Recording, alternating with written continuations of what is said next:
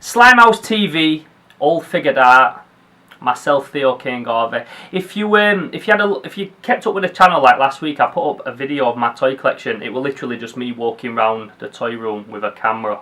Not all my collection, a lot of it is still not displayed. I had like a big change round recently, and turned it from a toy room into more like an office workspace that had all my toys displayed and things.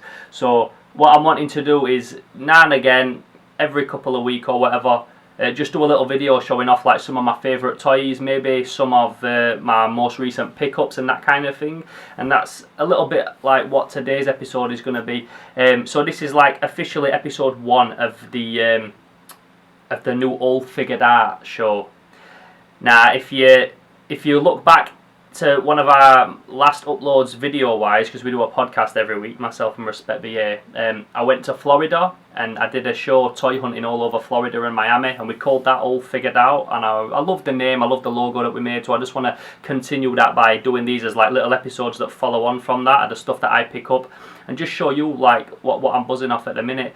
So without further ado, let's get straight into it. Recently, I picked up some bootleg figures for a friend of mine, Booms, because he's a big bootleg collector. I collect bootlegs, I do like bootlegs, and that's some of the stuff we're going to be looking at today.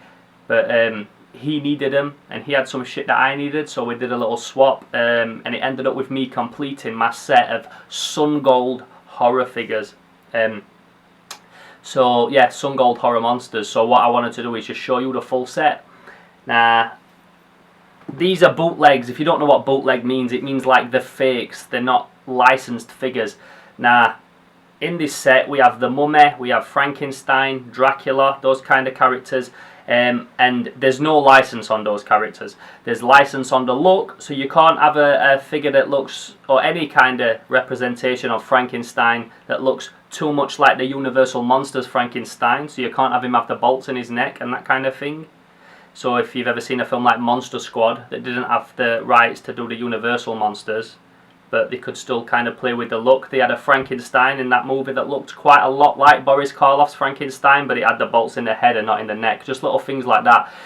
So yeah, this is what Sungold did with their horror monsters. So first up, we've got this one, the Mummy. Now, if I put these too close, they're going to blur, so I'll do some separate cutting shots later. I also want to say that with these videos, I'm trying to not do them too flashy. Everything I does end up being like fucking 10 camera angles on an interview, and then I'm spending ages chopping them together and editing them and that kind of thing. And I just want these to be just quick videos that I can fire out like one after another and not spend too much time on them, meaning that your guys get to watch more, you know, rather than me spending ages on a video and it taking me 3 weeks to edit it between other jobs. So I'll just do some cuttings. I don't want to push it too far forward because, as you'll see, it blurs. But yeah, this is the Mummy from that set. And yeah, it's like a pretty standard mummy. His face is not bandaged up, kind of like the old Universal Mummy. But it's skin coloured. It looks a bit dodgy, and they're really tacky figures. They're proper tacky, like not much articulation, but that's the charm with bootlegs. It's the character.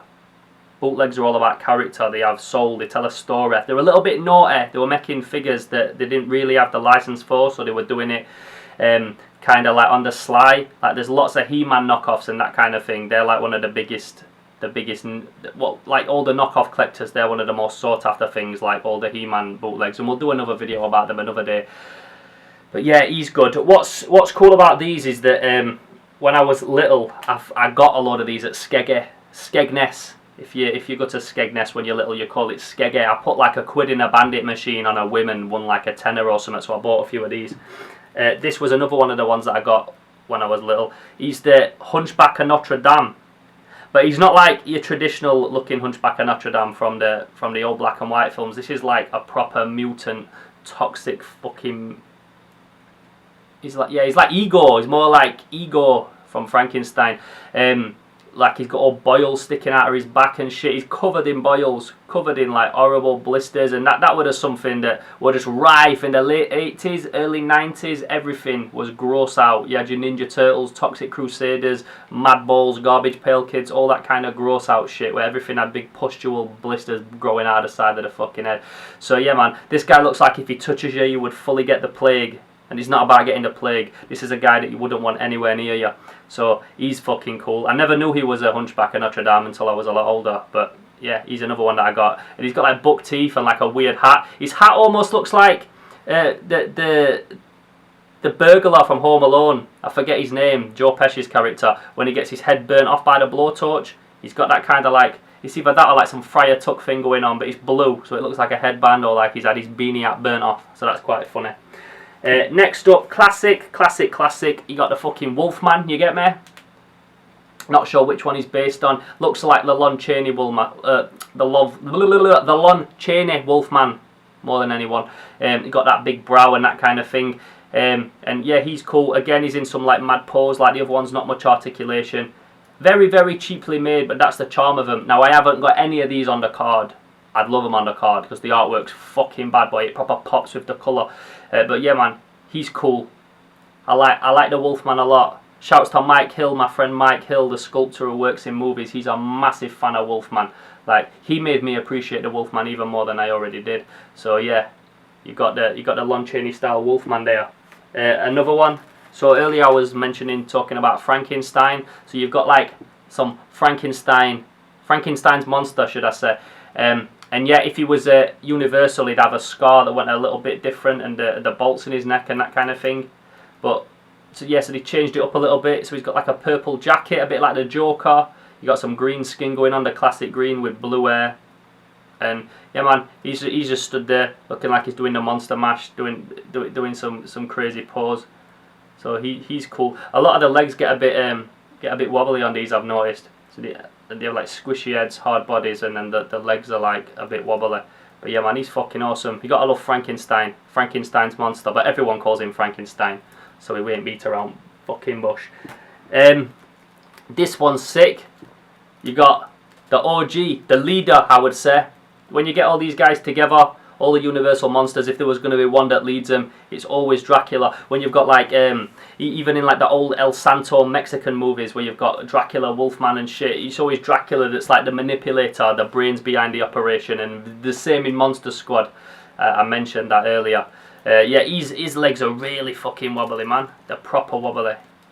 So he's hard to stand up. I probably have to put a bit of blue tack under his foot if he carries on, because he falls over. So he's got like white gloves, like a mime, like one of those dudes when you're playing snooker that takes the balls out of the pockets and puts them back when you're watching the snooker on the telly. So he's got that kind of thing going on. Classic little dicky bow, and he's got green hair. Now I never remember Dracula having green hair in any incarnation of the character in any cartoon or series or whatever, but he looks pretty cool. Again, he looks a bit like the Joker. He's very much Joker looking, and he's got the big vampire teeth. It's funny because he looks like he's got like the old school plastic vampire gnashes going on in his mouth, like he's got fake teeth in and it's pushing all his lip forward. But yeah, man, he's sick. And then the best one, my favourite, and I recently put this on my Instagram, is this dude. Obviously a knockoff of Freddy Krueger, and it's mad, yeah, because all the others are like Universal Monsters style, and then you've just got this fucking guy, Freddy Krueger, aka Sharp Hand Joe, as they called him in this series. Again, due to licensing, you can't release a Freddy Krueger figure with red and green striped sweater, so you just give him like a Where's Wally kind of sweater, and call him Sharp Hand Joe. But he was my fucking favourite. As a kid, to get a figure of Freddy Krueger were fucking gnarly. You know what I'm saying? Like, no one was putting out Freddy Krueger figures, like, really, the Matchbox ones and stuff. But yeah, he's fucking sick, man. He's sick. I remember when I was little, I cut all his head up for some stupid reason. I went through a phase where I was like chopping all my toys up when I got a bit older, and I ended up chopping this one up and cutting like a big smiley in his mouth and stuff. And my dad fucking kicked off like I was ruining toys and shit. So it's good to have one back that's in good condition, and I can only apologise to the old one that I chopped up. But yeah, man, he's fucking sick. He's cool as fuck. And shouts to Bingsbot on Instagram for sorting me that I swapped it in for some Supernaturals. He's funny, like his glove, there's no cuts between the fingers. Like it's like one big shovel hand, but you can still see the blades, and they're like serrated. Do you know, like the little they call Zubats. Is like when I used to do landscape gardening, they cut through fucking bushes proper quick and branches and shit. So he's got like those serrated claws like that, and it doesn't look like Robert Englund. It really doesn't look like Robert Englund, but it looks like some character all of his own. And again, he's got like a pose. All these figures are posed. They're not just like in some stiff position. Like when you stand them up, they're actually in a pose. But he's my favourite. I'm a big fan of anything horror, especially horror figures like the old 80s and 90s horror figures. I think they're fucking awesome. And he's just like a perfect example of why they're cool. Even if you don't like vintage toys, which I don't even know why you'd be watching this fucking video, but like even if you don't like vintage toys, you can appreciate that that's fucking awesome. Just like a company that just thinks, fuck it, we're just gonna put out our own versions of serial killers and famous monsters and market them to kids and put them on cheap fucking backing cards and sell them in shops in Skeggy cheap as fuck. And now they're worth money. How crazy is that? That like now there's a fucking massive market for bootleg. In fact, the bootleg market rivals any other fucking toy market. It's very niche, but the people that are into it are fucking very, very much into it. So yeah, that's cool as fuck, man. So that's it. So a recap: we got Freddy, we got man like Dracula, you got Frankenstein's monster, you got the Hunchback of Notre Dame, you got the motherfucking Wolfman, and then you got Suck Your Mother Mummy right there. 1, 2, 3, 4, 5, 6. The full set of the Sungold horror monsters. Now they did do like some smaller versions, like small. I've never seen any of them in the wild or in real life, should I say? But I've seen them on internet. Like you could buy them for a daft price on eBay, like pretty much the whole set. But nah, I prefer these ones. I'll pick them up eventually if I do. But yeah, these are sick, man, and I'm proper happy to have them. So I hope you like this episode. I hope you like this episode, should I say? I talk very quick. You'll notice that about me. I do try and slow myself down, but then I sound fake and it sounds like I'm scripted. Slacky always says, my brother Slacky, is like, when you talk slow and you try and make it sound scripted, you sound fake, so just do you in it. So I just do me, I talk quick, and sometimes I stumble my words because like my brain works a lot quicker than my mouth does, if that makes sense.